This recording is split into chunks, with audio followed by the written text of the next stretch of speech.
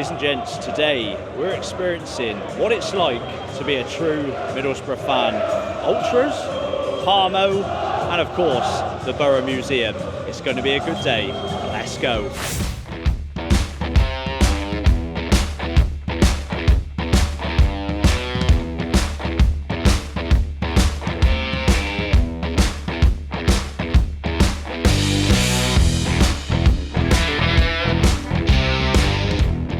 Right then, we have the absolute pleasure of being invited by these fine gentlemen here at the Boro Shirt Museum. Now this museum is absolutely breathtaking.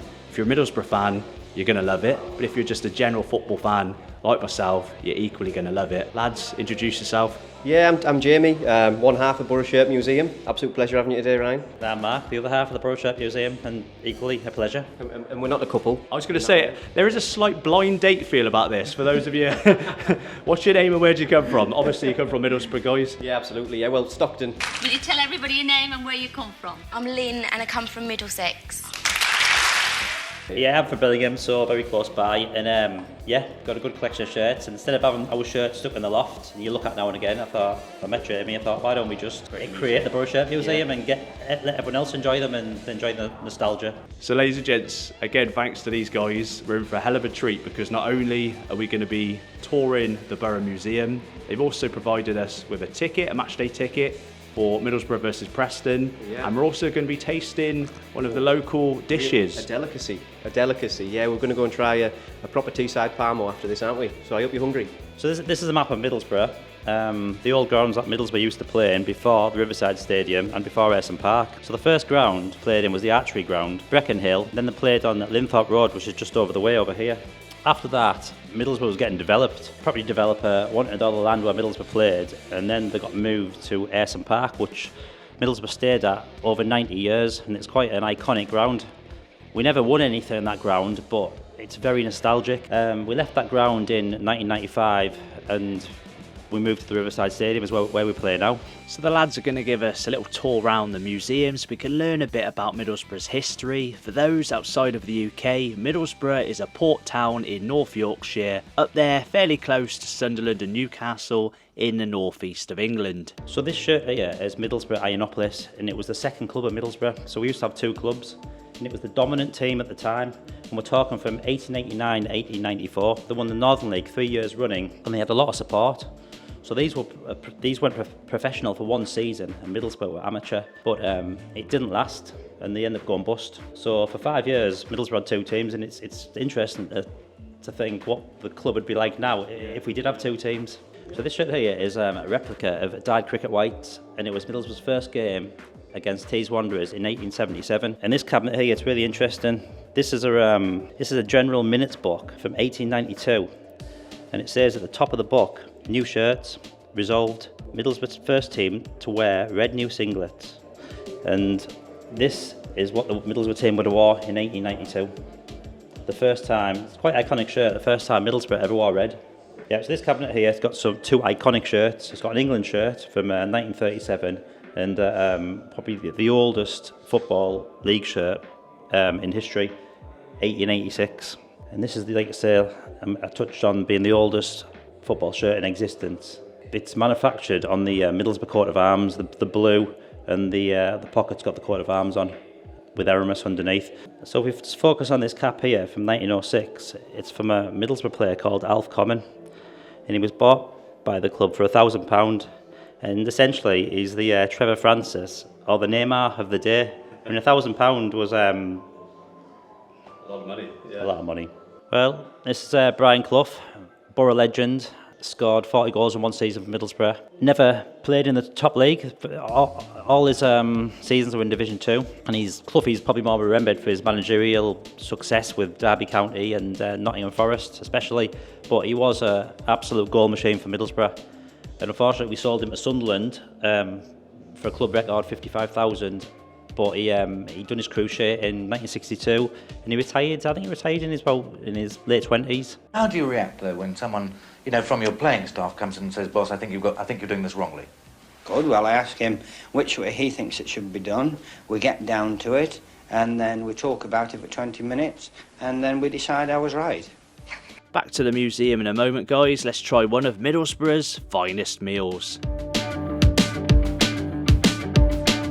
So we're here enjoying a pint in what is apparently a hot spot amongst Middlesbrough. Now when you said you were taking me for a Parmo, I thought we were going to be coming to somewhere a little bit grotty, a greasy spoon, but this is not that. This is lovely. Where are we, mate? So we're in Central Park, amongst Teesside's famous PARMO restaurants. Hopefully you're going to really enjoy it, Ryan, because if you don't, I think you'll have a few angry Teessiders chasing you around today. I've got no choice but to enjoy this. Hopefully it does live up to the name, mate. I'm buzzing.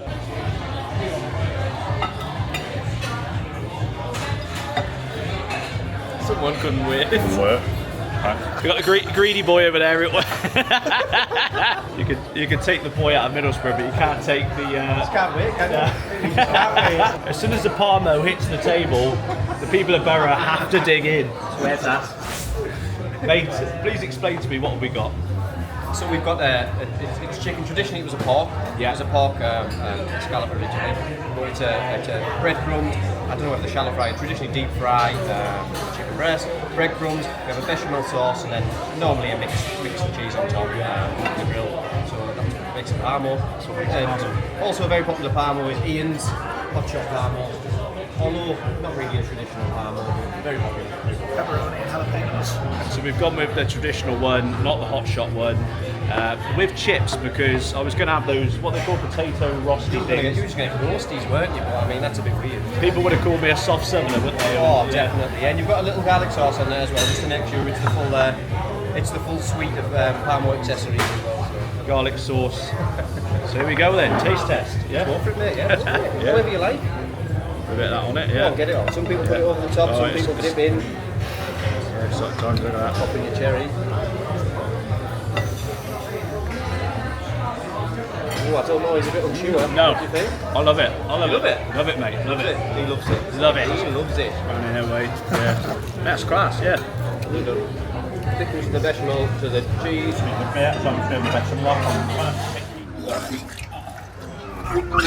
What a fanny. You alright, Ray? Only joking. Only joking. Beautiful Parmo. Not just saying it. Absolutely exquisite cuisine here at Central Park. Thanks, guys. Really appreciate this. Right, so rumour has it this might have been pinched back in the day. I'm sure you've got a story with regards to this banner. This flag was ever present in the 73-74 season at Ayresome Park, which was a promotion season under Jack Charlton's champions. Yeah, rumour has it, it was lifted from the ground at some point and it's been in someone's garage ever since, but it's come to light now and it deserves its display at the museum. So over here we have the first Boro shirt with, do you call it the white band? Is that what you call it? Yeah, that's right. It's the first Boro shirt with the white band, and it was the 73-74 season. We got promoted to the first division. What's the Premier League now? Do you think because of the success with the white band, of course, you've worn that in pretty much every decade ever since, do you think fans always want the white band purely because it's nostalgic and reminds them of the good times? As you said, it's a bit of a misconception that Middlesbrough have always had the white band. Do you think a lot of fans, you said, do get a bit unhappy when new shirts get released without the band? I think the majority of Middlesbrough fans want a white band. They associate white band with Middlesbrough. Otherwise, plain red shirts, you're looking at Liverpool, looking at Man United, Arsenal, amongst other teams, but Middlesbrough is an identity we've got with a white band. However, it only come into fruition from the early 70s. Yeah. Prior to that, we've always had a little bit of white in our shirt. We've been a York, a white York or something, but white band, 1973, and it is a misconception that we've had this since our start, which we haven't. So over here we've got a shirt from the 83-84 season. Now, I don't know if you can see that on camera. You've got the MFC, the Middlesbrough badge on the sleeve. Now, if you're a 90s kid like me, you'll remember Middlesbrough it would have been the mid-90s you had it on the sleeve as well. Mid-90s. Mid-90s. 97 season. But they did have it prior to that season in the 80s. So this is the first ever sponsor on a Middlesbrough shirt. Yeah, that's right. Middlesbrough's first ever sponsor was in the early 80s. I think it's 81-82 season.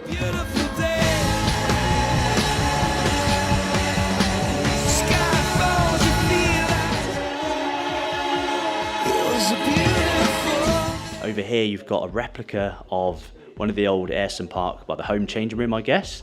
And as you can see from this picture over here, where Middlesbrough are celebrating promotion, it looks pretty much identical to the changing room back then. You've got the brown tiles, the lovely Hummel shirts, and luckily I've got a man that can tell us a little bit more. Yeah, so it was gloom to boom. In 1986, the padlocks were on Ayresome Park. Middlesbrough were going to cease to exist if they didn't fulfil the fixtures that season, but they didn't have a ground to play in. So they played the first game against Port Vale at Hartlepool's ground. It was a 2-2 draw. So Middlesbrough were trained. They had the likes of Gary Pallister, Colin Cooper, Bernie Slaven, Tony Mowbray, Boro legends, but they were training. They weren't getting paid. Yeah. They were training at the park, and they did it for the love of the club. Yeah.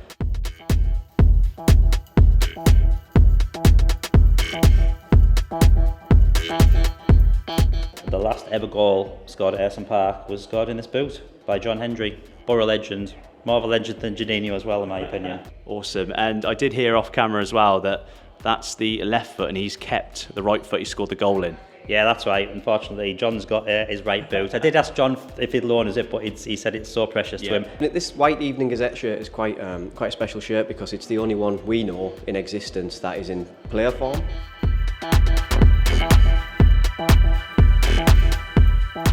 So again, Unitas kids are going to love this. We've got one of the original Predator boots. Obviously Adidas, well, I say Adidas released these, but again, we've got a fun story on the Adidas Predator boot. Yeah, so the Adidas Predator boot was made by an ex-Middlesbrough and Liverpool player, Craig Johnson.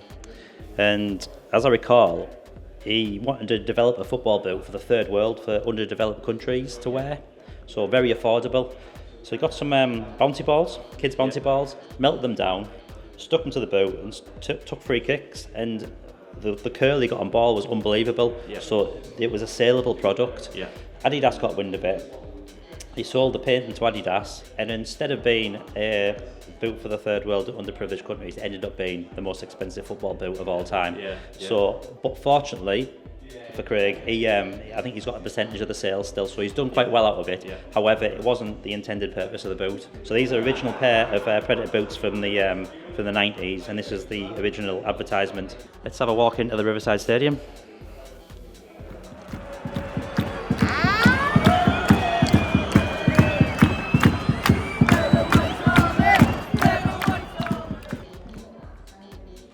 So a new era now for Middlesbrough Football Club. A multi-million pound new stadium from Ayresome Park to the Riverside. First game, 1995 against Chelsea. We beat them 2-0, and Craig Hignett was the first ever scorer at the Riverside Stadium, and that's the shirt he scored the goal in.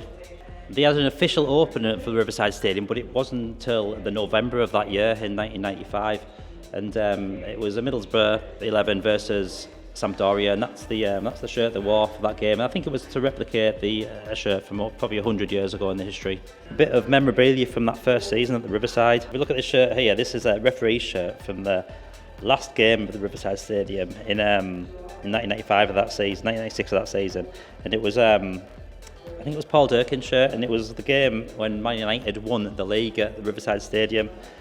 Bittersweet for Middlesbrough fans because obviously they wanted Boro to win, but at the same time they're quite happy that Newcastle never won the league, so a bit of a bonus all around for the fans in the stadium at the time. So this cabinet here, we've got the Foreign Legion.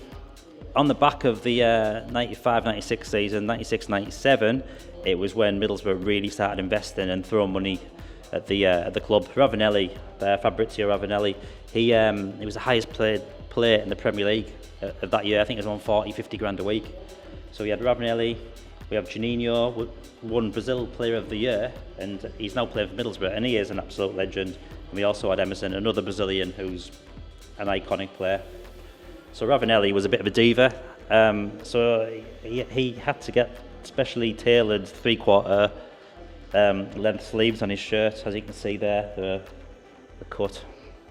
We were talking earlier on as well about the Boro kits and how as kids we thought they were a little bit, well, not very nice as kids, but as adults, the complete opposite. They're unique, they're different. You've seen the Boro badge on the sleeve.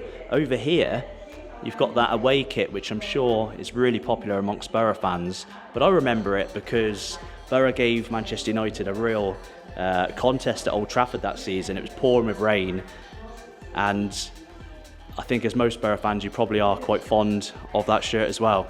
Yeah, I mean, some people say it's an ugly shirt. It's certainly a 90s design shirt. It's got good memories and bad memories. We were the most exciting team in the Premier League that season. We got to 2 cup finals. We got relegated, so it was a roller coaster of a season. So this shirt here is Middlesbrough drew 3-3 at Old Trafford. We were winning 3-1 in the rain, the pouring rain, and Man United come back, but it was a 3-3 game, and it was just a typical Middlesbrough that season. So obviously behind us shows the journey that Middlesbrough had been on, again, from those dark times in the 80s to the good times and the bad of the 90s. But of course, this is one of their biggest crowning moments. You can see former England manager Gareth Southgate lifting what we know now as the Carabao Cup, the League Cup, which is on display over here at the Boro Museum. You've had to put it in a case, I've heard, because people kept lifting it up and breaking the handles. Is that true? Yeah, that's it. This is Middlesbrough's most glorious day. Everyone wants a picture with the trophy and touch the trophy, so it's safely guarded in this glass case. We've not won anything in our history. 2004, we got to the Carling Cup final, and Boro fans knew it was the day. We're playing Bolton Wanderers. No disrespect to Bolton, but they weren't at Chelsea, and you just thought it's now or never for Middlesbrough. The team we had Southgate, we had Janino, Bolo's ending, Mendieta. We had some top team. So yeah, I was at the game. We were 2-0 up within 10 minutes, and it was like, I can't believe this is happening. So yeah, absolutely amazing day. We rightfully won the cup, and on the back of this, we had 2 European Cup runs, and we got to the final of the UEFA Cup 2 seasons after this. As a reminder, Janino did return. He wasn't just a 90s legend for Boro. He returned a couple of times. So yeah. And speaking of the man, over here, we've got Janino's 2002 World Cup, possibly his actual shirt. We've not got confirmation though. It's possibly his final shirt. It photo matches. It certainly photo matches. It was bought from a Brazilian collector as a match-worn shirt. We've photo matched that to the final. It could be his final shirt, but we don't know.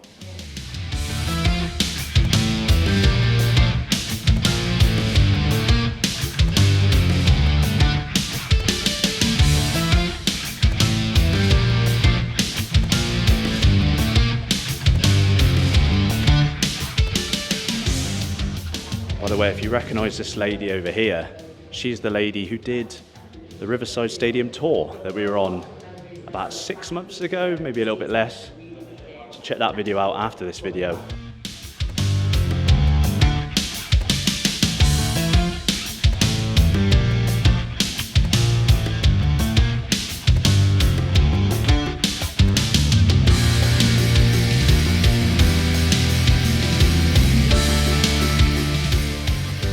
So this cabinet captures our 2 UEFA Cup campaigns.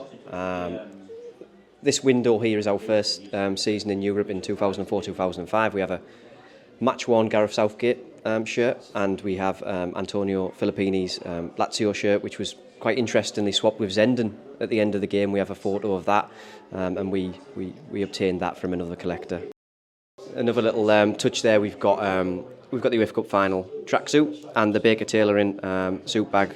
The local company which produced all the players' suits and staff suits for that game. We've got one of Brian Robson's. Was this Brian Robson's? That's Brian Robson's match-worn England shirt. Match-worn England shirt. From 88. 88, fantastic. Yeah, a little bit of a Man United flick on that one, eh? We've Beautiful. got Nicky Butts, match-worn shirt versus Wales. Interestingly, on that one, the patches fell off on the sleeve on that side, as you can probably see. Oh yeah. You've still got the game details on the bottom. That's it.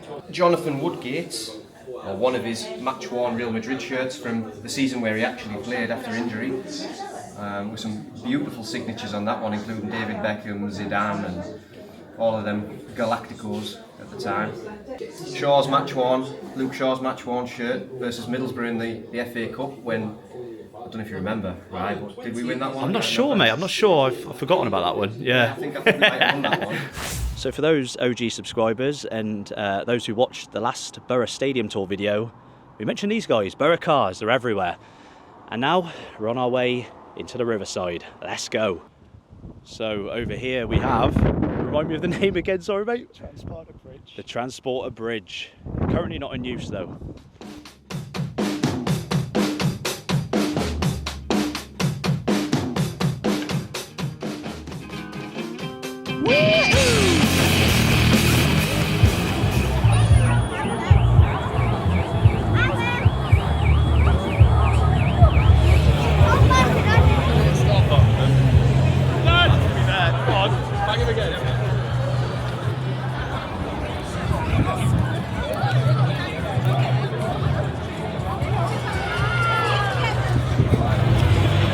Right then guys, so apparently the Boro Shirt Museum have put us over here in amongst the Red Faction.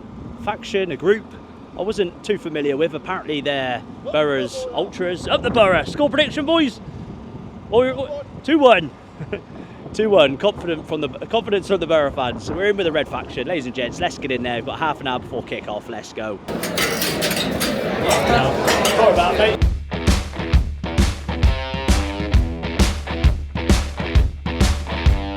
It was at this point I did start to panic a bit. Being a lover of German football, I'm aware of some unwritten rules with regards to being amongst the Ultras. The main one being no filming, especially of people's faces. I'm not sure if the same applies here, so out of curiosity I did ask a few of the lads around me, most of which seemed baffled as to why a middle-aged bloke with highlights and a dodgy accent would want to stand amongst the carnage. But here we go. Don't film in the Ultras sections, guys. The Boro Shirt Museum lads are to blame for this one.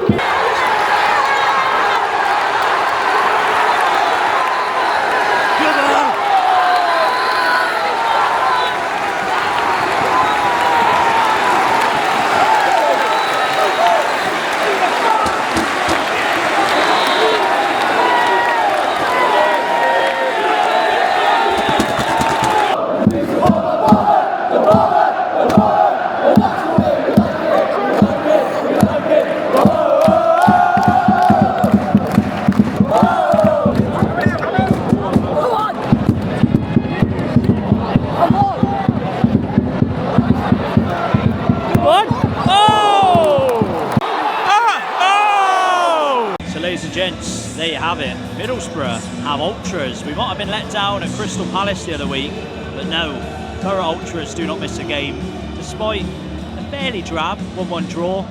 You wouldn't know that, considering the noise the Ultras made. Fantastic support. This is the first time I've seen some similarities between German Ultras and English Ultras.